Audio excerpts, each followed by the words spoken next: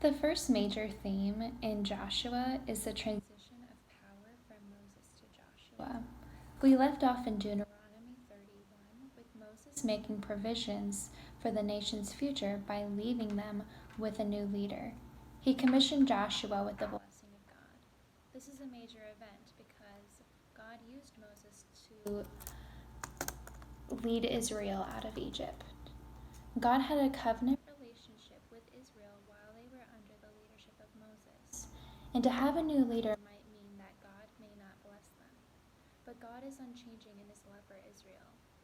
Despite the uncertainty of Israel having not yet seen the promised land and how they are now being passed off under new leadership, God is still blessing Israel, and they are able to see that God's hand at work in this new leader stepping forth.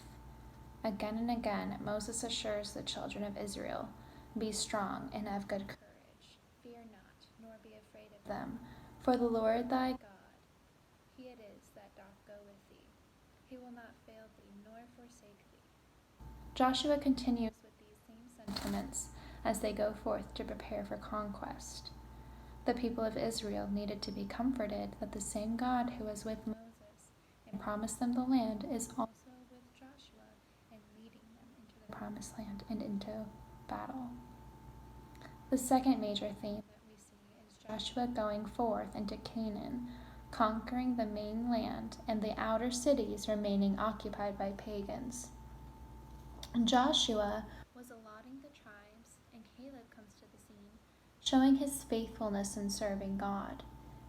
He vowed to spy out the land and drive out the pagans from Hebron. God blessed Caleb and Joshua, giving them the victory in their efforts. They remained faithful and submissive through these conquests. It's in chapter 1 through 12 that we see Israel's conquest of the land, in chapters 13 through 24, where Israel is described as dividing and settling the land. There are two purposes for the conquest of Canaan: to bring God's judgment against the people of the land and to bring his blessing upon Israel. Throughout all of this, we see God's faithfulness to his promises. It is by God that Israel had their success because they were taken by faith. And the Lord gave unto Israel all the land which he sware to give unto their fathers.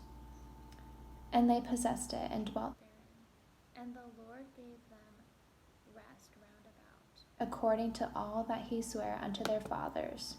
And there stood not a man of all their enemies before them. The Lord delivered all their enemies into their hand. There failed not aught of any good thing which the Lord had spoken unto the house of Israel. All came to pass. God keeps his promises. Paul also writes in the Corinthian church, "For all the promises of God in him are yea, and in him amen, unto the glory of God by us." Even the New Testament believers enjoy the blessings of God and can trust him to keep his promises. The same God who led the Israelites is taking care of us today.